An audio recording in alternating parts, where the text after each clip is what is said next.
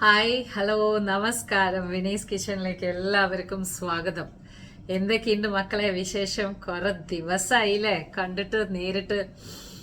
Okay, അപ്പോൾ ഒരുപാട് പേരുടെ പരാതികൾ കേട്ടപ്പോഴാണ് ഞാൻ വിചാരിച്ചത് കാര്യങ്ങൾ നേരിട്ട് വന്ന് പറഞ്ഞിട്ടില്ലെങ്കിൽ ഇനി ശരിയാവില്ല എന്നുള്ളത് കൊണ്ട് മാത്രമാണ് ഞാൻ വന്നത്. എന്താ കാരണം എന്ന് വെച്ചാൽ, അതായത് അവനവന്റെ ആൾക്കാർ തന്നെ വിനി ആ ഒരു അടുപ്പം തോന്നുന്നില്ല, ആ ഒരു ഇന്റിമസി തോന്നുന്നില്ല, വിനി ഇപ്പൊ വല്ലാണ്ട് മാറി എന്നൊക്കെ കേൾക്കണ സമയത്ത് ശരിക്കും വിഷമമുണ്ട്.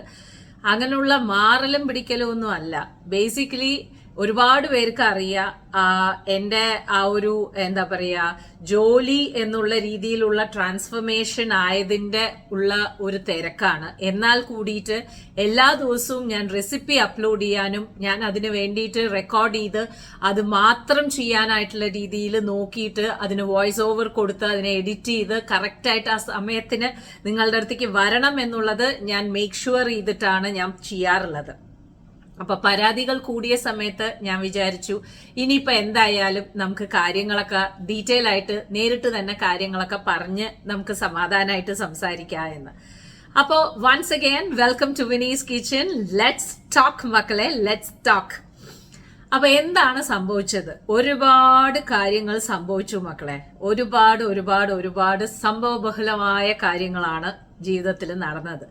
അതിന്റെ ആ ഒരു ടെൻഷൻ നിറഞ്ഞ ആ ഒരു മാസങ്ങളിലൂടെ പോയെന്നതുകൊണ്ടാണ് എനിക്ക് അധികം എന്നെ തന്നെ ഇൻവോൾവ് ആയിട്ടുള്ള രീതിയിൽ എനിക്ക് നിങ്ങളുടെ മുമ്പിൽ വന്ന് സംസാരിക്കാനോ ഇല്ലെങ്കിൽ അങ്ങനെ നിന്ന് സംസാരിക്കാനോ ഉള്ള സമയം ഉണ്ടായിരുന്നില്ല. പക്ഷെ റെസിപ്പീസ് ഞാൻ ചെയ്യുമായിരുന്നു, റെസിപ്പീസ് ഞാൻ ഇടുമായിരുന്നു, എല്ലാ കാര്യങ്ങളും ഞാൻ ചെയ്തുകൊണ്ടിരിക്കുന്നുണ്ട്. ഓക്കെ, എന്താണ് സ്റ്റാർട്ട് ചെയ്യുന്നത്, എവിടുന്നാണ് തുടങ്ങേണ്ടത് എന്ന് പറയാം.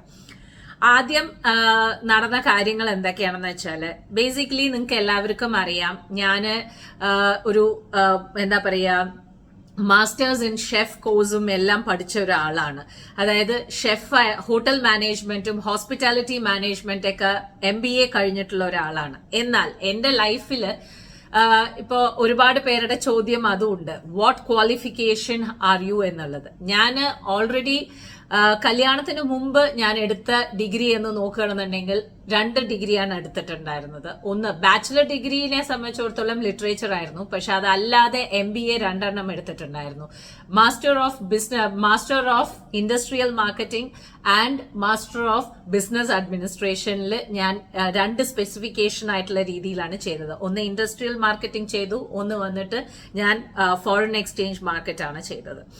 അങ്ങനെയാണ് കല്യാണം കഴിഞ്ഞിട്ട് ഞാൻ ഇതായിട്ട്. പക്ഷെ അപ്പോഴും എനിക്ക് ഹോട്ടൽ മാനേജ്മെന്റ് ചെയ്യണം എന്ന ആഗ്രഹം ഉണ്ടായിരുന്നു. പക്ഷെ നിങ്ങൾക്ക് എല്ലാവർക്കും അറിയാം ഞാൻ ഹോട്ടൽ മാനേജ്മെന്റും കാര്യങ്ങളും എല്ലാം പഠിച്ചതിന്റെ കാര്യമൊക്കെ ഞാൻ നിങ്ങളുടെ അടുത്ത് പറഞ്ഞിട്ടുണ്ടായിരുന്നു. അപ്പൊ അതിലും ഞാൻ ഹോട്ടൽ മാനേജ്മെന്റും ഹോസ്പിറ്റാലിറ്റി മാനേജ്മെന്റിന്റെയും MBA ഞാൻ തീർത്തു. കല്യാണം കഴിഞ്ഞിട്ട് തന്നെയാണ് തീർത്തത്, മനു കിച്ചു ആയിട്ട് തന്നെയാണ് തീർത്തത്, എല്ലാം ഞാൻ അത് കഴിഞ്ഞിട്ട് തന്നെയാണ് ചെയ്തത്. പിന്നെ ദുബായിൽ വന്നിരിക്കുന്ന സമയത്ത് എനിക്ക് മനസ്സിലായ ഒരു കാര്യം എന്തായിരുന്നു എന്ന് വെച്ചാല്, നമ്മൾ പഠിച്ച കാര്യങ്ങൾ എപ്പോഴും നമ്മൾ ബ്രഷ് അപ്പ് ചെയ്ത് നമ്മൾ അതിനെ കറക്റ്റ് ആയിട്ട് അപ്ഡേറ്റ് ചെയ്ത് വെക്കണം എന്നുള്ള ഒരു ആഗ്രഹമുള്ള ഒരാളാണ് ഞാൻ. അപ്പൊ ആ അപ്ഡേഷന് വേണ്ടിയിട്ട് ഞാൻ വേറെ കോഴ്സ് എടുത്തിട്ടുണ്ടായിരുന്നു. അങ്ങനെ ഞാൻ കൾനറി ക്ലാസ്സസിലേക്ക് പോകാൻ തുടങ്ങി, അഡ്വാൻസ് ലെവൽസ് ചെയ്യാൻ തുടങ്ങി, അഡ്വാൻസ് കുക്കിംഗ് കോഴ്സസ് ചെയ്യാൻ തുടങ്ങി, ഷെഫ് കോഴ്സസ് ചെയ്യാൻ തുടങ്ങി. അപ്പോഴാണ് എനിക്ക് മനസ്സിലായത് ദുബായില് നമുക്കൊരു സംഭവം പഠിക്കണം എന്നുണ്ടെങ്കിൽ, ഇല്ലെങ്കിൽ നമുക്കൊരു സംഭവം പഠിപ്പിച്ച് വേറൊരാൾക്ക് കൊടുക്കണം എന്നുണ്ടെന്നുണ്ടെങ്കിൽ, ഇല്ലെങ്കിൽ നമ്മളുടെ ഡിഗ്രി സർട്ടിഫിക്കറ്റിന് വാല്യൂ കൂട്ടണം എന്നുണ്ടെന്നുണ്ടെങ്കിൽ അതിൽ KHDA അപ്രൂവൽ ആയിട്ടുള്ള രീതിയിൽ വേണം എന്നുള്ളത് എനിക്ക് മനസ്സിലായി. അങ്ങനെ KHDA അപ്രൂവൽ ഉള്ള കോഴ്സുകൾ ഏതൊക്കെയാണ്, ഏതൊക്കെ ഇൻസ്റ്റിറ്റ്യൂഷൻ അത് തരുന്നുണ്ട് എന്ന് നോക്കിയിട്ട് ആ ഇൻസ്റ്റിറ്റ്യൂഷനിൽ പോയി ജോയിൻ ചെയ്തിട്ട് അഡ്വാൻസ് കോഴ്സസ് ആയിട്ടുള്ള രീതിയിൽ ഞാൻ ചെയ്തു. അങ്ങനെ അതെല്ലാം കഴിഞ്ഞു. അപ്പോഴും മനസ്സിന്റെ ഉള്ളിലുള്ള ഒരേ ഒരു ലക്ഷ്യം എന്തായിരുന്നു എന്ന് വെച്ചാല്, എന്നെ സംബന്ധിച്ചിടത്തോളം എനിക്ക് ഇവിടെ ഒരു ബിസിനസ് സ്റ്റാർട്ട് ചെയ്യണം എന്നുള്ളത് തന്നെയായിരുന്നു എന്റെ ലക്ഷ്യം. അതായത് വിനീസ് കിച്ചൺ എന്നുള്ള രീതിയിൽ എനിക്ക് തുടങ്ങണം എന്നുള്ള രീതിയിൽ തന്നെയായിരുന്നു. അതൊരു നോർമൽ റെസ്റ്റോറന്റിലായിട്ടുള്ള രീതിയിൽ മാറിപ്പോവരുത്, അതിനെന്തെങ്കിലും ഒരു സ്പെഷ്യാലിറ്റി വേണം എന്നുള്ളത് മനസ്സിന്റെ ഉള്ളിൽ എന്നും ഒരു ഫീലിങ്ങോടുകൂടി നടക്കുന്ന ഒരാളാണ്. പക്ഷെ നമ്മളിപ്പോ ഇത് ആഗ്രഹിച്ചതുകൊണ്ട് മാത്രം കാര്യമായില്ല അല്ലെ. നമുക്ക് ഫിനാൻഷ്യലി നമ്മൾ സെറ്റിൽ ആവണം, നമുക്ക് ഫിനാൻഷ്യലി നമ്മളെ സപ്പോർട്ട് ചെയ്യാൻ നമുക്ക് ആരെങ്കിലും ആ ഒരു രീതിയിൽ വേണം. അപ്പോ കണ്ണേട്ടനെ സംബന്ധിച്ചിടത്തോളം ഇപ്പോ നമ്മുടെ സ്വന്തം ഭർത്താവാണെങ്കിലും ഞാൻ നിങ്ങളുടെ അടുത്ത് ഓപ്പൺ ആയിട്ട് നിങ്ങളുടെ അടുത്ത് ഇന്ന് കാര്യം പറയാം. നമ്മുടെ കണ്ണേട്ടനാണെങ്കിൽ സ്വന്തമായിട്ട് നമ്മുടെ ആൾക്കാരാണെങ്കിൽ പോലും നമ്മളുടെ മുകളില് ഒരു ഇൻവെസ്റ്റ്മെന്റ് ആയിട്ടുള്ള രീതിയിൽ നമുക്ക് വേണ്ടി പൈസ ഇറക്കണം എന്നുണ്ടെന്നുണ്ടെങ്കിൽ നമ്മൾ അത്രയും കോൺഫിഡന്റ് ആയിട്ടുള്ള രീതിയിലുള്ള ഒരാളായിരിക്കണം. നമ്മൾ ആ പൈസ മുടക്കുന്ന ആളെ നമ്മൾ ഒരിക്കലും അവരെ ലെറ്റ് ഡൗൺ ചെയ്യില്ല.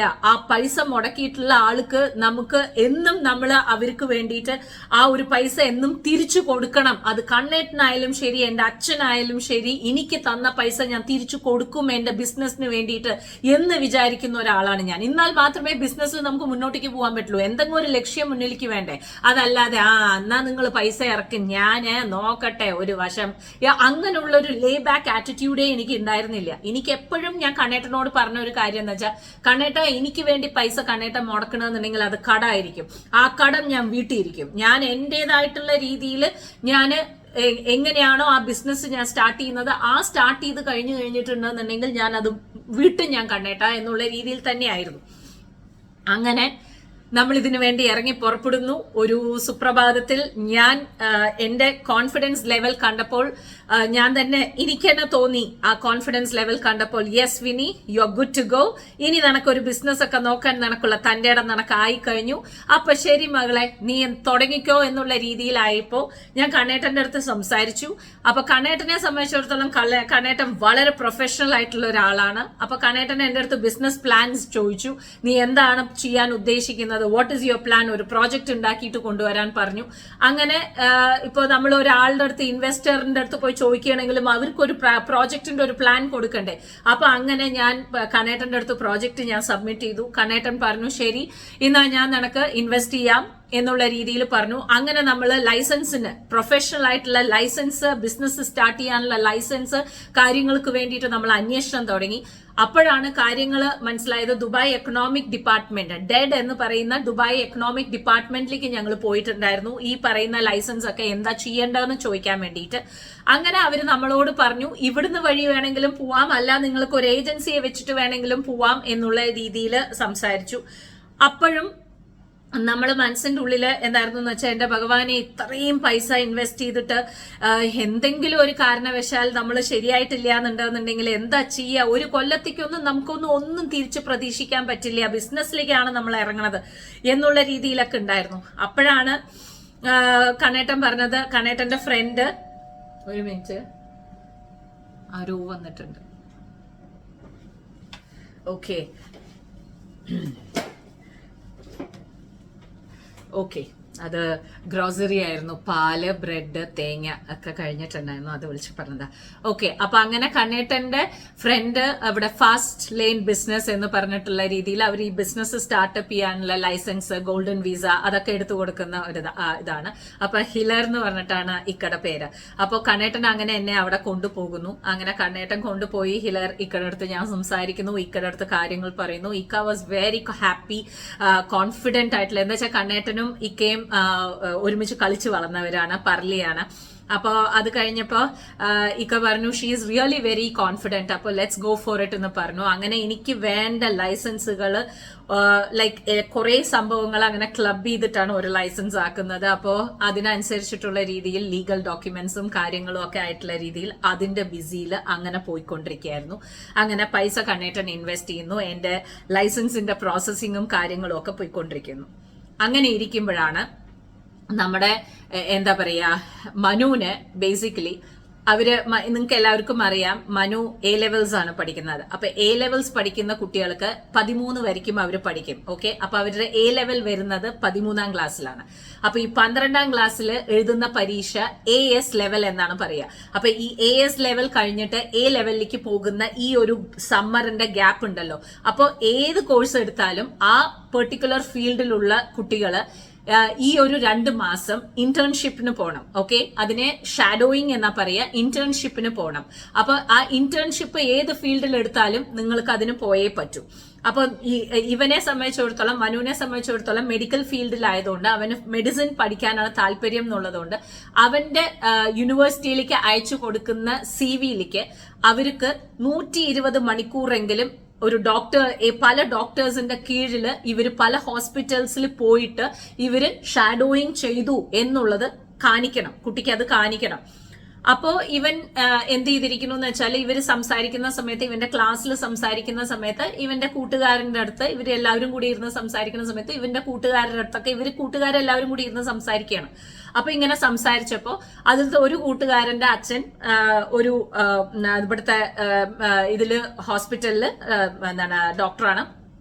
അങ്ങനെ ആ കൂട്ടുകാരൻ പറയുകയാണ് ഇവനോടും ഇവന്റെ ഫ്രണ്ടിനോടും ഒക്കെ, ലൈക്ക് നമുക്ക് ജൂലൈ അവസാനം അച്ഛൻ്റെ അടുത്ത് പറഞ്ഞിട്ട് നിങ്ങളെയൊക്കെ ഞാൻ ചേർത്താ എന്തായാലും ആ ഹോസ്പിറ്റലിൽ നമുക്ക് പോയിട്ട് ഷാഡോയിങ് ചെയ്യാന്ന് പറഞ്ഞു. അപ്പോഴും മണിക്കൂറുകൾ ഒരാഴ്ചത്തേക്കേ ഉള്ളൂ, കുറച്ച് ദിവസം, അതായത് ഒരാഴ്ചത്തെ ഷാഡോയിങ്ങേ കിട്ടുള്ളൂ. പക്ഷെ ബാക്കിയുള്ള ഷാഡോയിങ് എന്താ ചെയ്യാന്ന് അറിയില്ല, പക്ഷെ ഞാൻ നിങ്ങളെ കേറ്റാന്ന് ഇവൻ പറഞ്ഞു. ഈ രണ്ട് കുട്ടികളും അത് തന്നെ വിശ്വസിച്ചുകൊണ്ടിരുന്നു. അത് തന്നെ വിശ്വസിച്ചുകൊണ്ടിരുന്ന് ഇവര് ബാക്കിയുള്ള കാര്യങ്ങളൊന്നും മാസങ്ങളിൽ ഇവരൊന്നും പിടിക്കുകയൊന്നും ചെയ്തിട്ടില്ല. അപ്പൊ ഞാൻ ഇങ്ങനെ അവനോട് ചോദിച്ചുകൊണ്ടിരിക്കുന്നുണ്ട്, മോനെ നമുക്ക് ഷാഡോയിങ്ങിനെ സംബന്ധിച്ചിടത്തോളം നീ വിചാരിക്കണ പോലെയൊന്നും അല്ല, ഈ ഫീൽഡിൽ ഒരാളെ എനിക്ക് പരിചയമില്ല. ഡോക്ടർമാരെ സംബന്ധിച്ചിടത്തോളം ഇതിന്റെ ഉള്ളിലേക്ക് നിന്നെ കയറ്റാനോ അല്ലെങ്കിൽ ആസ്പത്രിയിൽ വലിയ ആൾക്കാരെ പിടിപാടോ ഒന്നുമില്ല. നമ്മൾ സാധാരണപ്പെട്ട ആൾക്കാരാണ്. അങ്ങനെ പിടിപാടോ ഒന്നുമില്ലാത്ത ഒരാളായിട്ടുള്ള നമ്മൾ എങ്ങനെ ഈ വലിയ വലിയ ആസ്പത്രിയിൽ കയറിക്കൂടും, ഇല്ലെങ്കിൽ ആ ബാച്ച് എങ്ങനെ ആ ബാച്ചിലേക്ക് നമ്മൾ പോവും എന്നൊന്നും നമ്മുടെ അടുത്ത് നീ ലാസ്റ്റ് നിമിഷം വന്നു കഴിഞ്ഞാൽ എനിക്കറിയില്ല മക്കളെ, എന്താ ഞാൻ എന്നെ ചെയ്യേണ്ടതെന്ന് എനിക്കറിയില്ല, നിനക്ക് വല്ല ഐഡിയ ഉണ്ടോ എന്ന് ചോദിച്ചപ്പോൾ ഇവൻ എന്നോട് പറയുന്നുണ്ട്, ലൈക്ക് ഇല്ല അമ്മ, എന്റെ ഫ്രണ്ട് പറഞ്ഞിട്ടുണ്ട് ഞങ്ങൾ അവിടെ പോയി ചെയ്യും എന്നൊക്കെ പറഞ്ഞു. അപ്പോഴും ഞാൻ അവനോട് പറയുന്നുണ്ട്, ഈ ഒരു മണിക്കൂറല്ലേ നിനക്ക് കിട്ടുള്ളൂ, നിനക്ക് 120 മണിക്കൂർ വേണം കുട്ടി, ഇതെങ്ങനെ നീ ചെയ്യാൻ പോണത് എന്നുള്ളതൊക്കെ ചോദിച്ചു. അപ്പോഴും ഇവൻ അതേ കോൺഫിഡൻസിലാണ് കൂട്ടുകാരൻ എന്നും പറഞ്ഞുകൊണ്ടിരുന്നു. ഞാൻ ഒരു ദിവസം ഇവനെ വിളിക്കാൻ വേണ്ടി പോയ സമയത്ത്, പരീക്ഷ കഴിഞ്ഞ് വിളിക്കാൻ പോയ സമയത്ത് ഈ പറയുന്ന ഇവന്റെ കൂട്ടുകാരനെ ഞാൻ അവിടെ വെച്ച് കാണുകയാണ്. അവിടെ വെച്ച് കാണുന്ന സമയത്ത് ഇവന് നിൽക്കണ്ട അവന് നിൽക്കണ്ട. അപ്പൊ ഞാൻ ഇവന്റെ അടുത്ത് എന്ത് ചോദിച്ചേ, ഈ പയ്യന്റെ അടുത്ത് എന്ത് ചോദിച്ചേ, മോനെ നീ ഏത് ട്യൂഷനാണ് പോകുന്നത്? ഇവൻ പറഞ്ഞുവല്ലോ, മനു പറഞ്ഞുവല്ലോ എന്റെ അടുത്ത് നീ ഏതൊരു ട്യൂഷന് പോകണ്ട എന്നുള്ളത്, ഏത് ട്യൂഷനാണ് പോണതെന്ന് ഞാൻ ചോദിച്ചു. പക്ഷെ ആ കുട്ടിയെ സംബന്ധിച്ചിടത്തോളം ആ കുട്ടി അതിന് പകരം വേറൊരു ഉത്തരമാണ് തന്നത്. അപ്പൊ ഞാൻ എന്റെ മനസ്സിന്റെ ഉള്ളിൽ എന്ന് വിചാരിച്ച്, ഞാൻ പറഞ്ഞത് ഇനി ആ കുട്ടിക്ക് മനസ്സിലാവാഞ്ഞിട്ടാണോ, ഇല്ലെങ്കിൽ ആ കുട്ടി അത് വിട്ടുപോയതാണ്ടാണോ, മനുവിന്റെ അടുത്ത് സംസാരിക്കുന്ന തിരക്ക് കൊണ്ട് വിട്ടുപോയതാണ്ടാണോ എന്നൊക്കെ ഞാൻ വിചാരിച്ചിട്ട് ഞാൻ അങ്ങോട്ട് വിട്ടു. അത് കഴിഞ്ഞ് കാറിലിരുന്നപ്പോ ഞാൻ എന്ത് പറഞ്ഞു മനുവിനോട്, എന്താ മനു, എന്താണ് പറയാ, എന്റെ കൂട്ടുകാരന്റെ അടുത്ത് ഞാൻ ഏത് ട്യൂഷനാണ് മോനെ നീ പോണത് എന്ന് ചോദിച്ച സമയത്ത് അതിനൊരു പേരൊന്നും പറഞ്ഞില്ലല്ലോ എന്ന് ഞാൻ ചോദിച്ചു. അപ്പൊ അവൻ പറഞ്ഞു, ഞാൻ ചോദിക്കാം അമ്മേ, അവൻ വിട്ടുപോയതായിരിക്കും എന്ന് പറഞ്ഞു. ഓ ശരി കുട്ടിയെന്നും പറഞ്ഞ് ഞാൻ വിട്ടു. അപ്പൊ എന്റെ മനസ്സിന്റെ ഉള്ളിൽ എനിക്ക് തുടങ്ങി കഴിഞ്ഞു കേട്ടോ, ഓക്കെ ഇത് എവിടെയോ ആണ് പോകുന്നത്, ഇത് ശരിയല്ല, അവനെ സംബന്ധിച്ചിടത്തോളം അത് പറയാൻ ഇഷ്ടപ്പെടുന്നില്ല എന്നുള്ളത് എന്റെ മനസ്സിന്റെ ഉള്ളിലുണ്ട്. പക്ഷെ ഞാൻ അത് മനുവിനോട് കാണിക്കുകയോ പിടിക്കുകയൊന്നും ചെയ്തില്ല. മനു ഇങ്ങനെ അവനോട് ചോദിച്ചു, നീ എവിടെയാണ് ട്യൂഷന് പോണത്, അമ്മ ചോദിക്കണ്ടായിരുന്നല്ലോ, എന്നാ പിന്നെ ഞാനും അങ്ങോട്ട് തന്നെ പോവാന്ന് വിചാരിക്കണത്.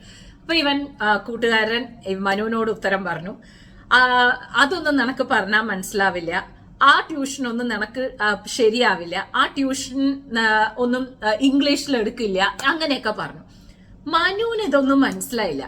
മനു സാധാരണ പോലെ ആണോ എന്ന് ചോദിച്ചിട്ട് അവൻ ഇവിടെ വന്നിട്ട് എന്റെ അടുത്ത് വന്നിട്ട് പറഞ്ഞു, അമ്മേ ഈ ട്യൂഷനൊന്നും നമുക്ക് മനസ്സിലാവില്ല അത്രേ, ആ ട്യൂഷൻ ഒരു പേരൊന്നും ഇല്ല അത്രേ, അതേമാതിരി ആ ട്യൂഷൻ ഇംഗ്ലീഷിലൊന്നും അല്ല അത്രേ പറഞ്ഞു. ഞാൻ പറഞ്ഞു, മനു ഞാൻ എന്റെ അടുത്ത് പറഞ്ഞതാണ്, അന്നേ എന്റെ മനസ്സിൽ അത് തോന്നുകയും ചെയ്തു, ഇത് വിശ്വസിക്കാൻ പറ്റാത്ത ഒരു കാര്യമാണ്.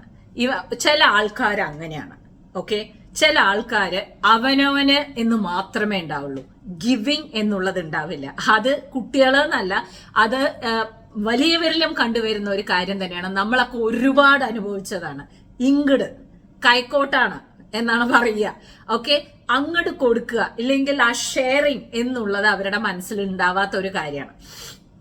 അപ്പൊ ഞാൻ എന്ത് പറഞ്ഞ, ശരി കുട്ടി, എന്നാല് നമുക്ക് ഒരു കാര്യം ചെയ്യാം, ഞാൻ ഈ പറയുന്ന കൂട്ടുകാരനെ വിശ്വസിക്കുന്നത് ഞാൻ നിർത്തി, ഇനിയും നീ വിശ്വസിക്കുന്നുണ്ടെന്നുണ്ടെങ്കിൽ നിനക്ക് മുന്നോട്ടേക്ക് പോകാൻ പറഞ്ഞപ്പോ അപ്പോഴും ഈ കുട്ടി എന്താണെന്നറിയോ, അല്ല അമ്മേ അതൊക്കെ ശരിയായിക്കോളും, അത് ഓരോരുത്തരുടെ താല്പര്യമല്ലേ, പറയണോ വേണ്ടേന്ന്. ഞാൻ പറഞ്ഞു വേണ്ട, പറയണ്ട, അപ്പൊ നമ്മളാകെപ്പാട് ചോദിച്ചത് നീ ഏത് ട്യൂഷന് പോകണമെന്നുള്ളതാണ്, അത് ആ കുട്ടിക്ക് പറയാൻ താല്പര്യം ഇല്ലെങ്കിൽ വേണ്ടെന്നും പറഞ്ഞു. അത് കഴിഞ്ഞതിന് ശേഷം പിന്നെ ഈ കുട്ടി ജൂൺ ജൂലൈ ഓഗസ്റ്റ് ആയി, എക്സാംസ് ഒക്കെ കഴിഞ്ഞു, സ്കൂൾ ഇതൊക്കെ ആവുകയാണ്. അപ്പൊ ഞാന് എന്റെ വീട്ടിൽ വിളിച്ചിട്ട് ഞാനിത് പറയുന്നുണ്ട്, മനുവിനെ എനിക്ക് ഷാഡോയിങ്ങിന് വേണ്ടിയിട്ട് നിൽക്കണം, അപ്പൊ ജൂലൈ ഓഗസ്റ്റിൽ ഞാൻ വരില്ല അമ്മേ, എനിക്ക് എത്താൻ പറ്റില്ല, എനിക്ക് മനുവിനെ ഡ്രോപ്പ് ചെയ്യലും പിക്ക് ചെയ്യലും തിരക്കായിരിക്കും എന്നുള്ളതൊക്കെ ഞാൻ അമ്മയുടെ അടുത്തും അച്ഛൻ്റെ അടുത്തും എന്റെ വീട്ടിൽ ഞാൻ പറയുന്നുണ്ട്. ആ സമയത്ത് എന്തായി എന്ന് വെച്ചാല് ഇവൻ ചോദിച്ചു, കൂട്ടുകാരനോട് ചോദിച്ചു, നമുക്ക് പോണ്ടേ, എന്താ പ്രൊസീജിയർ, ശരിയാക്കണ്ടേ എന്നൊക്കെ ചോദിച്ചപ്പോ ഒന്നും പറയുന്നില്ല. ഒരു കാര്യം ആ കുട്ടി ഒന്നും പറയുന്നില്ല, എന്തൊക്കെയൊക്കെയോ വേറെ സംസാരിക്കുക. അപ്പോഴാണ് ഏട്ടയ്ക്ക് കത്തിയത്. ഓ, നമ്മള് ശരിയാവുന്നില്ല, നമ്മളെവിടെയോ തെറ്റുപറ്റുണ്ട്, എന്തൊക്കെയോ ശരിയാവാത്ത കാര്യങ്ങളാണ് പോണ. ശരി, അത് ആ കുട്ടിക്ക് താല്പര്യമില്ലെങ്കിൽ വേണ്ട, പക്ഷേ താല്പര്യമില്ലെങ്കിൽ വേണ്ട എന്ന് പറഞ്ഞ് വിടാൻ പറ്റണ കാര്യമാണോ? എന്തായാലും ഈ 2 മാസത്തിന്റെ ഉള്ളിൽ ഇത് ചെയ്യണ്ടേ, എന്തായാലും 120 മണിക്കൂർ കാണിക്കണ്ടേ CV-യില്. എന്ത് ചെയ്യും? ജൂൺ അവസാനമായി. എന്ത് ചെയ്യും? എവിടെ പോവും? ആരുടെ അടുത്ത് സംസാരിക്കും? ആരെ പരിചയമുണ്ട്? ഒരൊറ്റ കാര്യം അറിയില്ല. അങ്ങനെ കംപ്ലീറ്റ് തകർന്ന് തരിപ്പണായിട്ടുള്ള രീതിയിൽ എൻ്റെ മുമ്പിൽ വന്നിട്ട്, അമ്മ എനിക്ക് എന്താ ചെയ്യേണ്ടതെന്ന് അറിയില്ല, എനിക്ക് ഷാഡോയിങ് ചെയ്തേ പറ്റൂ, ഞാൻ എന്താ അമ്മ ചെയ്യേണ്ടത്, നമ്മൾ എവിടെ പോവും, 2 മാസം കയ്യിലുണ്ട്, ഞങ്ങൾ എന്താ ചെയ്യാമ്മ എന്നുള്ള രീതിയിൽ ചോദിച്ചു. ഞാന് ഇത് നേരത്തെ പ്രതീക്ഷിച്ചിരിക്കുന്ന ഒരാളായതുകൊണ്ട്, നമ്മുടെ മനസ്സിന്റെ ഉള്ളിൽ ഇങ്ങനെ കരുതലുള്ളതുകൊണ്ട് ഞാൻ എൻ്റെ പരിചയമുള്ള കംപ്ലീറ്റ് ആൾക്കാരുടെ അടുത്തും പറഞ്ഞു വെച്ചിട്ടുണ്ടായിരുന്നു, ആരെങ്കിലും നിങ്ങൾക്ക് ആസ്പത്രിയിൽ പരിചയം ഉണ്ടെങ്കിൽ ഒന്ന് പറയണേ, എൻ്റെ മോന് വേണ്ടിയിട്ടാണ് എന്ന് ഞാൻ എല്ലാവരുടെ അടുത്തും, എൻ്റെ കംപ്ലീറ്റ് കൂട്ടുകാരികളുടെ അടുത്തും പറഞ്ഞു വെച്ചിട്ടുണ്ടായിരുന്നു. അങ്ങനെ ഞാൻ മനുവിനോട് പറഞ്ഞു, ആദ്യം ഇതിനു വേണ്ട CV ഉണ്ടാക്കുക, അതിനുവേണ്ട CV ഉണ്ടാക്കി നമുക്ക് പ്രോപ്പർ ആയിട്ടുള്ള രീതിയിലാക്കാം, എന്നിട്ട് നീ അയച്ചു നോക്കിക്കഴിഞ്ഞതിന് ശേഷം മോൻ എന്താ റിപ്ലൈ വരണമെന്ന് നോക്കട്ടെ എന്ന് പറഞ്ഞു. അങ്ങനെ ഇവൻ CV ഉണ്ടാക്കുന്നു, CV ഉണ്ടാക്കിയിട്ട് ഇവൻ CV അയക്കുന്നു, ആസ്പത്രികൾ റിപ്ലൈ തരുന്നു, ഈ ബാച്ചിൽ നിങ്ങൾക്ക് കയറാൻ പറ്റില്ല പറയുന്നു, ഈ ബാച്ചിൽ നിങ്ങളെ കയറ്റാൻ പറ്റില്ല പറയുന്നു, സോറി നോട്ട് പോസിബിൾ പറയുന്നു, നെഗറ്റീവ് അടിയുടെ ഹൈറ്റ്. ഇവൻ ഇങ്ങനെ തകർന്നത് ഞാൻ കാണുകയാണ് കേട്ടോ. അതായത് ആ കുട്ടിയുടെ കോൺഫിഡൻസ് ഇങ്ങനെ പോണത് കാണുകയാണ്. അപ്പൊ ഞാൻ ഒരു ദിവസം പറഞ്ഞു, അപ്പൊ എന്നാ പിന്നെ നമുക്കൊരു കാര്യം ചെയ്യാം, നമുക്ക് പിന്നെ കണ്ണേട്ടനെ സംബന്ധിച്ചിടത്തോളം കണ്ണേട്ടനും ട്രൈ ചെയ്യേണ്ടതെന്നുണ്ടെങ്കിലും കണ്ണേട്ടൻ മാക്സിമം ദുബായിൽ ഇല്ല. അപ്പോ കണ്ണേട്ടനും എന്താ ചെയ്യേണ്ടതെന്ന് പിടികിട്ടുന്നില്ല. അപ്പോ ഞാൻ പറഞ്ഞു മനുവിനോട്, ശരി രാവിലെ 8 മണി ഭക്ഷണമൊക്കെ കഴിച്ചു, എല്ലാവരും 7:30 ഭക്ഷണമൊക്കെ കഴിച്ചു. ഇവൻ ഭക്ഷണമൊക്കെ കഴിക്കലൊക്കെ കമ്മിയായി, എന്നുവെച്ചാൽ ടെൻഷൻ ആവാൻ തുടങ്ങി. 8 മണിക്ക് ഞാൻ പറഞ്ഞു, നാളെ നമുക്ക് 8 മണിക്ക് ഇറങ്ങാം. ദുബായിൽ ആസ്പത്രി തന്നെയല്ലേ, നമ്മൾ ഓരോ ആസ്പത്രിയും കയറി ഇറങ്ങും, മനസ്സിലായില്ലേ? ആരെ കാണണം, എവിടെ തുടങ്ങണം ഒന്നും അറിയില്ല. നേരെ നമ്മൾ ഒരു ആസ്പത്രിക്ക് പോകുന്നു, വളരെ ഇമ്പോർട്ടന്റ് ആയിട്ടുള്ള ആസ്പത്രികളിലേക്ക് നേരെ ചെല്ലുന്നു, അവിടെ റിസപ്ഷനിൽ ചെല്ലുന്നു, നമ്മൾ നമ്മുടെ ആവശ്യങ്ങൾ പറയുന്നു, അവര് നമ്മളെ ലീഡ് ചെയ്യുന്നു, ആ ലീഡിങ്ങിനനുസരിച്ച് നമുക്ക് പോവാം എന്ന് പറഞ്ഞു. അപ്പൊ അവൻ പറഞ്ഞു, അമ്മ എങ്ങനെയമ്മ ഒരു ആസ്പത്രി പോയിട്ട് നമ്മൾ ഈ കാര്യം പറഞ്ഞിട്ട് അവര് നമ്മളെ കയറ്റുകയാണ്? ഞാൻ പറഞ്ഞു, തെറ്റല്ലല്ലോ നമ്മൾ ചെയ്യണത്, ഒരു തെറ്റും ചെയ്യുന്നില്ല, ഒരു കുറ്റവും ചെയ്യുന്നില്ല. നമ്മൾ അതാത് ഡിപ്പാർട്ട്മെന്റിലത്തെ ആൾക്കാരെ ഒന്ന് കാണണമെന്ന് പറയാണ്. ശരി, നമ്മുടെ കയ്യിൽ അപ്പോയിന്റ്മെന്റ് ഇല്ല, എന്നാലും നമുക്ക് 1 മണിക്കൂർ ഇരുന്നാലും അവര് നമ്മളെ കയറ്റുമായിരിക്കില്ലേ, അപ്പൊ അതിനനുസരിച്ചിട്ടുള്ള രീതിയിൽ നമുക്ക് പോവാം എന്നും പറഞ്ഞ് ഞങ്ങള് അടുത്ത ദിവസം ജൂലൈയില് ജൂലൈ ആദ്യക്ക് അങ്ങോട്ട് ഇറങ്ങണം. 8 മണിക്ക് ഇറങ്ങി, ആസ്പത്രി മുഴുവൻ കയറി ഇറങ്ങി, അവിടെ വെയിറ്റ് ചെയ്ത്, കാണാനുള്ള ആൾക്കാരെ വെയിറ്റ് ചെയ്ത്, ഒരു ഇമെയിൽ അഡ്രസ്സിന് വേണ്ടിയിട്ട് വെയിറ്റ് ചെയ്ത്, ചില ആൾക്കാർ എല്ലാത്തിനും ഇതിന്റെ HR-നെ കാണണം. അപ്പോ ഒരു ആസ്പത്രിയില് HR ഉണ്ടാവണം എന്നില്ല, അവരുടെ ഓഫീസ് വേറെ സ്ഥലമായിരിക്കും. ആസ്പത്രി പോയിട്ട് HR-ന്റെ ഡീറ്റെയിൽസ് എടുത്ത് HR എവിടെയാണ് ഉണ്ടാവുന്നത് നോക്കി, അവിടുന്ന് ഇവനിങ് കൊണ്ട് ഡ്രൈവ് ചെയ്ത് HR-ന്റെ അവിടേക്ക് പോയി, അവിടെ നമുക്ക് അപ്പോയിന്റ്മെന്റ് ഇല്ലാത്തത് കൊണ്ട് നമ്മൾ 1.5 മണിക്കൂറും 2 മണിക്കൂറും ഇരുന്ന്, അങ്ങനെ 6, 7, 8 ആസ്പത്രി, ഇവന് വേണ്ട 8 ആസ്പത്രിയിലും പോയി കയറി ഇറങ്ങി ഒരു ദിവസം മുഴുവൻ നടന്ന് എല്ലാ കാര്യങ്ങളും ചെയ്ത് ഇമെയിൽ അഡ്രസ്സൊക്കെ കിട്ടി. അങ്ങനെ ഞങ്ങള് സത്യസന്ധമായിട്ടുള്ള രീതിയിൽ അങ്ങോട്ട് ട്രൈ ചെയ്തോളൂ മോനെ എന്നും പറഞ്ഞ് ഞാൻ ഓരോ ഇമെയിൽ അഡ്രസ് ആയിട്ടുള്ള രീതിയിൽ അവന് കൊടുത്ത്, ഞങ്ങൾ അങ്ങനെ ഓരോ ഇമെയിൽ അഡ്രസ്സ് ഓരോരുത്തർക്കായിട്ടുള്ള രീതിയിൽ അയക്കാൻ തുടങ്ങി. അങ്ങനെ നമുക്ക് റിപ്ലൈ വരാൻ തുടങ്ങി. അങ്ങനെ മനു ആരുടെയും ഇതില്ലാതെ അവന്റെ മാർക്കും അവന്റെ ആ ഒരിതും എല്ലാം കണ്ടിട്ട് വലിയ വലിയ ആസ്പത്രികൾ അവനെ വിളിക്കാൻ തുടങ്ങി. വന്നോളൂ, ചെയ്തോളൂ എന്നുള്ള രീതിയിൽ. അങ്ങനെ അവൻ ആദ്യം ഒരു വലിയ ആസ്പത്രിയിൽ ചെയ്തു. അത് കഴിഞ്ഞ് ഇപ്പൊ അതാ രണ്ടാമത്തെ ആസ്പത്രിയിൽ ഒരാഴ്ച ചെയ്യുന്നു, അടുത്ത ആഴ്ച വേറെ, അതിന്റെ അടുത്ത ആഴ്ച വേറെ. അങ്ങനെ അവൻ ഏതൊക്കെ ആസ്പത്രി മനസ്സിൽ വിചാരിച്ചോ അങ്ങനെ എല്ലാ ആസ്പത്രിയും അവരെ വിളിക്കാൻ തുടങ്ങി, ഹോസ്പിറ്റൽസ് വിളിക്കാൻ തുടങ്ങി. അടുത്ത മാസം സ്കൂൾ തുറക്കുന്ന വരയ്ക്കും അവൻ ഫുൾ ടൈം ഷാഡോയിങ്ങും കാര്യങ്ങളും വലിയ വലിയ ആസ്പത്രികളിൽ ഷാഡോയിങ്ങും കാര്യങ്ങളും ഒക്കെ ആയിട്ടുള്ള രീതിയിൽ 120 മണിക്കൂറേ വേണ്ടു. പക്ഷെ അടിപൊളിയായിട്ട് 180-200 മണിക്കൂറോളം അവൻ ആസ്പത്രികളിൽ ചെയ്യും എന്നുള്ളത് ഉറപ്പ് വരുത്തി. അവൻ ഭയങ്കര ഹാപ്പിയായി. അവൻ ഓരോ സ്ഥലങ്ങളിലേക്ക് പോവാൻ തുടങ്ങി, ആസ്പത്രികളിലേക്ക് പോവാൻ തുടങ്ങി. അവൻ ഭയങ്കര ഹാപ്പിയായി. എന്നെ സംബന്ധിച്ചിടത്തോളം എനിക്ക് ഒരുപാട് സന്തോഷമായി. ആ ഒരു തീരുമാനം ഞാൻ ആ കുട്ടിക്ക് വേണ്ടി എടുത്തു എന്നുള്ള രീതിയിൽ അന്നത്തെ ദിവസം എന്തായാലും നമ്മൾ ഇറങ്ങി തിരിച്ചേ മതിയാവുള്ളൂ എന്നുള്ള രീതിയിൽ. സത്യം പറയാലോ, ഇതന്നെയാണ്. അതായത് ഒരു കാര്യത്തിന് നിങ്ങൾ ചെയ്യുന്ന കാര്യം സത്യസന്ധമാണെന്നുണ്ടെന്നുണ്ടെങ്കിൽ, ഇറങ്ങി തിരിച്ചിട്ടുണ്ടെന്നുണ്ടെങ്കിൽ അത് നടന്നിരിക്കും. The universe will support you എന്നുള്ളതിന്റെ, ഇഫ് യു ആർ ട്രൂ എന്നുണ്ടെങ്കിൽ the universe will support you എന്നുള്ളതിന്റെ ഉദാഹരണമാണ് എന്റെ ജീവിതത്തിൽ നടന്നത്. അപ്പോഴേക്കും എന്തായി, ഇവനെ ഞാൻ സെറ്റിൽ ആവുന്ന സമയം കൊണ്ട് അവിടെ നാട്ടില് അച്ഛയ്ക്ക് കാലുവേദന ഭയങ്കരമായിരുന്നു. അപ്പൊ എപ്പോഴും നീ റീപ്ലേസ്മെന്റ് വേണം എന്ന് പറഞ്ഞിട്ടുണ്ടായിരുന്നു. പക്ഷെ ആ നീ റീപ്ലേസ്മെന്റിനെ സംബന്ധിച്ചിടത്തോളം ഞാൻ എത്തട്ടെ എന്നുള്ള രീതിയിൽ വെയിറ്റ് ചെയ്തുകൊണ്ടിരിക്കുകയായിരുന്നു. പക്ഷെ ഈ ജൂലൈ ഓഗസ്റ്റ് എനിക്ക് എത്താൻ പറ്റില്ല എന്നുള്ളത് ഞാൻ അമ്മയുടെ അടുത്ത് നേരത്തെ പറഞ്ഞുകൊണ്ടിരിക്കുന്നുണ്ടായിരുന്നു.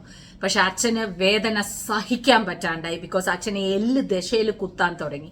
അങ്ങനെ അച്ഛൻ ഡോക്ടറെ പോയി കാണുന്നു. ഇമ്മീഡിയറ്റ് ആയിട്ട് സർജറി ചെയ്യണം നല്ലത് പറയണു. എന്നെ അവർ കാക്കാൻ ഉള്ള രീതിയിൽ അവർക്ക് പറ്റാണ്ടാവണു. അച്ഛക്ക് വേദന സഹിക്കാണ്ടാവണു. അങ്ങനെ ഞാൻ പോവാതെ അച്ഛ തൃശ്ശൂര് ആസ്പത്രിയില് നല്ല ഡോക്ടർ പ്രേംകുമാർ എന്ന് പറഞ്ഞിട്ട് അച്ഛയുടെ നീ ഓപ്പറേഷൻ അവിടെ നടക്കുകയാണ്. 2 കാലും പറഞ്ഞു. പക്ഷെ ഡോക്ടർ ഓരോന്നായിട്ട് ചെയ്യാന്ന് പറഞ്ഞു. പക്ഷെ അവിടെ കൊണ്ട് കഴിഞ്ഞില്ല. ഒന്ന്, എനിക്ക് പോകാൻ പറ്റില്ല, അത് നല്ലപോലെ അറിയാം. എനിക്കിവിടെ വിട്ടിട്ട് പോകാൻ പറ്റില്ല. അപ്പൊ അച്ഛ തീർത്ത് പറഞ്ഞു, നീ വരണ്ട ഒരൊറ്റ കാര്യമില്ല, നമ്മൾ രണ്ടുപേരും ഞങ്ങൾ പോകുന്നു. ശാന്ത ചേച്ചിയുണ്ട്, പ്രകാശേട്ടനുണ്ട് കൂടെ. ഒരു ഇതും നീ വിചാരിക്കണ്ട, നേരെ ഞങ്ങൾ പോകുന്നു. എല്ലാ കാര്യങ്ങളും എന്റെ മനസ്സിന്റെ ഉള്ളിൽ വേറെ കാര്യമായിരുന്നു. അച്ഛ ബാക്കിയുള്ള ആൾക്കാരെ പോലെയല്ല. അച്ഛയെ സംബന്ധിച്ചിടത്തോളം അച്ഛൻ ഹാർട്ട് പേഷ്യന്റ് ആണ്. എന്താ പ്രശ്നം? What's the issue? മനുവിനെ കാണാണ്ട കരിയാണ്. അപ്പോ നമുക്ക് വേണ്ട 2 വേറെ പൂച്ചകളും കൂടി ഉണ്ട് കേട്ടോ. ട്രെവർ ആൻഡ് കോഫി, 2 പേരും കൂടി ഉണ്ട്. സാമും കൂടി ഉണ്ട്. 3 പേരായി ഇപ്പോ. ഓക്കെ, അപ്പൊ അങ്ങനെ അച്ഛ ഒരു നോർമൽ ആയിട്ടുള്ള ആൾക്കാരെ പോലെയല്ല. അച്ഛ ഹാർട്ട് പേഷ്യന്റ് ആണ്. അച്ഛയ്ക്ക് അവർ ഉദ്ദേശിക്കുന്ന രീതിയിലുള്ള മെഡിക്കേഷൻസ് ഒന്നും ചിലപ്പോൾ കൊടുക്കാൻ പറ്റിയെന്ന് വരില്ല.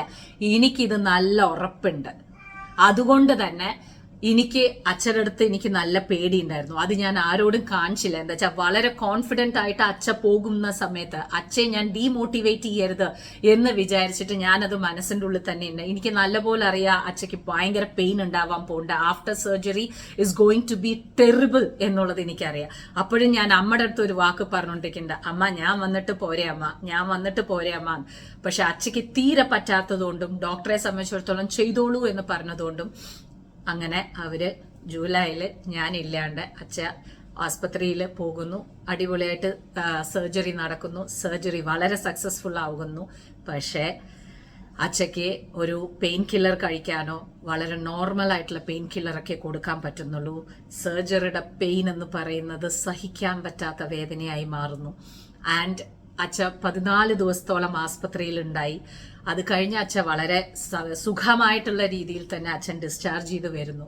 ഒരു മകൾ എന്നുള്ള നിലയിൽ എൻ്റെ മാനസികാവസ്ഥ, അവിടെ എത്താൻ പറ്റാത്തതിൻ്റെ മാനസികാവസ്ഥ നിങ്ങൾക്ക് എല്ലാവർക്കും അറിയാം. യെസ്, അതും ഇതിൻ്റെ ഇടയിൽ കൂടെ നടക്കുന്നുണ്ടായിരുന്നു. അതും ഞാൻ അമ്മയുടെ കൂടെ ഫുൾ ടൈം ഡീൽ ചെയ്യുന്നുണ്ടായിരുന്നു, അമ്മയെ സപ്പോർട്ട് ചെയ്തിട്ട്. ആഫ്റ്റർ സർജറിയും എനിക്ക് അവിടേക്ക്, അതായത് ഞാൻ എന്താ ചെയ്യുക, എൻ്റെ ലീഗൽ പ്രൊസീജിയേഴ്സ് ഇവിടെ നടന്നുകൊണ്ടിരിക്കുക. ഞാൻ ഇവിടെ വേണം, ഈ കൺട്രിയിൽ നിന്ന് എനിക്ക് പോവാൻ പറ്റില്ല. എൻ്റെ മകന്റെ കാര്യം നടന്നുകൊണ്ടിരിക്കുക, എൻ്റെ അച്ഛൻ ഒരു ഭാഗത്ത്, ഞാൻ അവിടെ ഉണ്ടാവണം എന്നുള്ളത് എനിക്ക് അറിയുന്നുണ്ട്, പക്ഷെ എനിക്ക് ഒന്നും ചെയ്യാൻ പറ്റാത്ത അവസ്ഥ.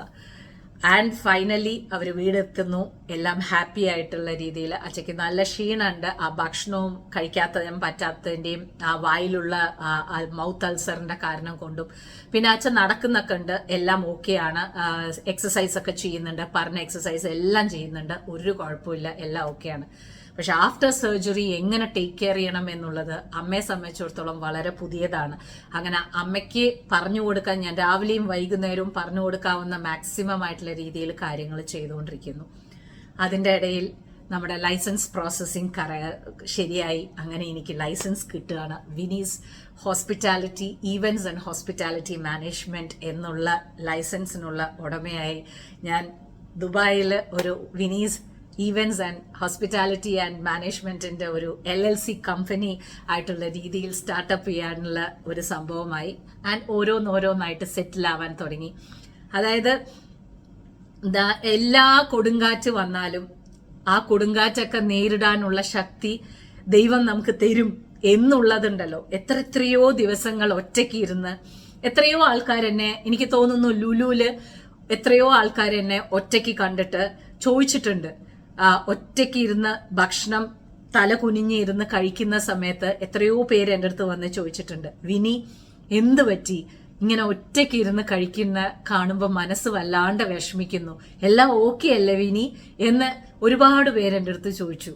ആ ഒരുപാട് ആൾക്കാർക്ക് താങ്ക് യു സോ മച്ച്. ആ ഒരു ഡിഫറൻസ് നിങ്ങൾക്ക് ഫീൽ ചെയ്തപ്പോൾ നിങ്ങൾ വന്ന് അത് അന്വേഷിച്ചതുകൊണ്ട്. സത്യം, മനോവിഷമം കൊണ്ട് കാര്യങ്ങളൊക്കെ ചെയ്യാനുള്ള ഇത് കാരണം കൊണ്ട് നമ്മൾ ഒരു ഭാഗത്ത് പോയിട്ട് ഇങ്ങനെ ഇരിക്കുന്ന സമയത്ത് നമ്മൾ അറിയാതെ ആ ഭക്ഷണത്തിന്റെ മുമ്പിൽ ഒറ്റയ്ക്ക് ഇരുന്ന്, ആരും ഇല്ലാതെ ഒറ്റയ്ക്ക് ഇരുന്ന് ആലോചിക്കുന്ന പല ഘട്ടങ്ങളാണത്. ആൻഡ് അതെല്ലാം കടന്നു പോയി. എന്താ പറയാ, തമിഴിൽ ആ പാട്ട് പറഞ്ഞ മാതിരി ഇതും കടന്നു പോകും, ഇനിയ നാൾ വരും എന്നുള്ള രീതിയിൽ തന്നെ ഓരോന്നായിട്ട് ചാടിക്കടന്ന് ഇതാ നിങ്ങളുടെ മുമ്പിൽ നിൽക്കുന്നു. എല്ലാവരുടെയും പ്രാർത്ഥനയും അനുഗ്രഹവും വേണം. ഇതിന്റെ ഇടയിൽ കൂടെയാണ് ഒരുപാട് പേരുടെ പരാതി വന്നത്, വിനി നിങ്ങൾ വല്ലാണ്ട് മാറി, നിങ്ങൾ എന്താണ് പറയാ, നിങ്ങളോടുള്ള അടുപ്പം തോന്നുന്നില്ല എന്നൊക്കെ. എന്താണെന്നറിയില്ല, അങ്ങനെ നിങ്ങൾക്ക് തോന്നിയതിന്റെ ഒരു കാരണം ഇതൊക്കെയാണ് എൻ്റെ ജീവിതത്തിൽ നടക്കുന്നുണ്ടായിരുന്നത്. ഓരോന്നായിട്ട് കടന്നും തീർത്തും വന്നുകൊണ്ടിരിക്കുന്ന ഒരു ഘട്ടങ്ങളായിരുന്നു. ഇപ്പം എല്ലാം സെറ്റിലായി. ഇനി ഇതിപ്പം മനുവിൻ്റെ ഓഗസ്റ്റ് ആകുമ്പോഴേക്കും മനുവിൻ്റെ കഴിയും. ഞാൻ എന്തായാലും അച്ഛനെയും കാണാൻ അടുത്ത ഇനിയൊരു രീതിയിൽ, ഞാൻ ഇമ്മീഡിയറ്റ് ആയിട്ട് എന്ന് പറയില്ല, അവരെല്ലാം സെറ്റിലായിരിക്കുകയാണ്. എന്നാലും എപ്പോഴാണോ എനിക്ക് ടൈം കിട്ടുന്നത് ആ സമയത്ത് ഞാൻ എന്തായാലും പോവും. അപ്പോൾ ഇതൊക്കെയാണ് മക്കളെ നടക്കുന്നുണ്ടായിരുന്നത്. സോ ഞാൻ ഒരു കാര്യമേ നിങ്ങളോട് എല്ലാവരോടും പറയാൻ ആഗ്രഹിക്കുന്നുള്ളൂ. അതായത് നമ്മളൊരു കാര്യം ആഗ്രഹിച്ചിട്ടുണ്ടെങ്കിൽ, ഇല്ലെങ്കിൽ നമുക്ക് ഒരു കാര്യം ചെയ്യണമെന്നുണ്ടെന്നുണ്ടെങ്കിൽ, ആദ്യം നമ്മളെ തന്നെ ആ ഒരു ടെൻഷൻ ഇല്ലാതെ നമ്മളെ തന്നെ ഒന്ന് കോൺഫിഡൻ്റ് ആയിട്ടുള്ള രീതിയിലേക്ക്, എത്രയൊക്കെ തന്നെ മോട്ടിവേഷൻ നമ്മൾ കണ്ടാലും കേട്ടാലും, നമുക്ക് എന്തെങ്കിലും ഒരു കാര്യം വരുന്ന സമയത്ത് നമ്മൾ എത്രത്തോളം നമ്മളെ സ്റ്റേബിൾ ആക്കുന്നു എന്നുള്ളതാണ് നമുക്ക് ചെയ്യേണ്ട കാര്യം. ഇതിൽ രണ്ട് കാര്യമാണ്. ഒന്ന്, എല്ലാ കാര്യത്തിനും കൂടെ അത് സാരമില്ല, നിനക്ക് ചെയ്യാൻ പറ്റും എന്നുള്ള വിശ്വാസത്തോടു കൂടിയിട്ട് എൻ്റെ കൂടെ നിന്ന്, എൻ്റെ ഭർത്താവ് സ്ഥാനമാണെങ്കിലും എൻ്റെ ഏറ്റവും ബെസ്റ്റ് ഫ്രണ്ട് എന്ന് പറയുന്ന കണ്ണേട്ടൻ തന്നെയാണ് എൻ്റെ കൂടെ ഉണ്ടായിരുന്നത്. ബാക്കിയുള്ളവരെല്ലാവരുടെയും പ്രാർത്ഥനകൾ കൂടെ ഉണ്ടായിരുന്നു. പക്ഷേ സത്യമായിട്ട് പറയണമെന്നുണ്ടെങ്കിൽ, ഏതോ ഒരു സ്റ്റേജിൽ അവാർഡ് വാങ്ങിക്കുന്ന സമയത്ത് വിജയ് TV-യിലെ DD പറഞ്ഞ മാതിരി, കൂടെ എന്നെ വിട്ടു പോണ എല്ലാവർക്കും இந்த டைம்ல நான் நன்றி சொல்ல കടപ്പെട്ടിരിക്കുകയെന്ന് പറഞ്ഞ മാതിരി, എൻ്റെ ഒരു സംരംഭത്തിൽ ഞാനിങ്ങനെ പോകുന്ന സമയത്ത്, എൻ്റെ ഈ ഒരു കാര്യത്തിന് വേണ്ടി ഞാൻ പോകുന്ന സമയത്ത് എൻ്റെ കോൺഫിഡൻസിനെ നഷ്ടപ്പെടുത്താൻ വേണ്ടി പ്രവർത്തിച്ച എല്ലാവരോടും, അതേമാതിരി തന്നെ ഇതൊന്നും എന്നെ കൊണ്ട് പറ്റില്ല എന്ന് പുച്ഛമായിട്ട് നോക്കിയ എല്ലാവരോടും ഇന്ന് ഈ സോഷ്യൽ മീഡിയയിൽ ഞാൻ നന്ദി പറയാണ്. ബിക്കോസ് നിങ്ങൾ അങ്ങനെ ചെയ്തിട്ടില്ലായിരുന്നുവെങ്കിൽ ഞാൻ ഇന്നിങ്ങനെ ആവില്ലായിരുന്നു. ആ തന്ന നെഗറ്റീവ് എനർജിയാണ് ഇന്ന് എന്നെ കോൺഫിഡൻസ് ആക്കിയിട്ട് വിനി നിനക്ക് പറ്റും എന്നുള്ള രീതിയിൽ ഞാൻ ഇന്ന് മുന്നോട്ടേക്ക് പോയത്. ബിക്കോസ് എൻ്റെ കൂടെ എന്നെ വിശ്വസിച്ച് നിൽക്കുന്ന കുറച്ച് ആൾക്കാരുണ്ടായിരുന്നു. ആ ആൾക്കാർക്ക് വേണ്ടിയിട്ടെങ്കിലും ഞാൻ അത് ചെയ്യും എന്നുള്ള ഒരു വിശ്വാസത്തോടു കൂടിയിട്ടാണ് ഞാൻ മുന്നോട്ടേക്ക് പോയത്. ആൻഡ് എല്ലാം പോസിറ്റീവായിട്ട് നടന്നു. So that's it. ഇതൊക്കെയാണ് നടക്കുന്നുണ്ടായിരുന്നത്. വളരെ ലോങ് ആയിട്ടുള്ള ലെറ്റ്സ് ടോക്ക് വീഡിയോ ആണ്. അപ്പോൾ നിങ്ങൾ കാണുന്നു പ്രതീക്ഷിക്കുന്നു. ഓക്കെ, അപ്പോൾ ഇതൊക്കെയാണ് കാര്യങ്ങൾ നടക്കുന്നുണ്ടായിരുന്നത്. ഓക്കെ, നമുക്ക് വീണ്ടും കാണാം പുതിയ റെസിപ്പിയുമായി. Till then take care and bye by.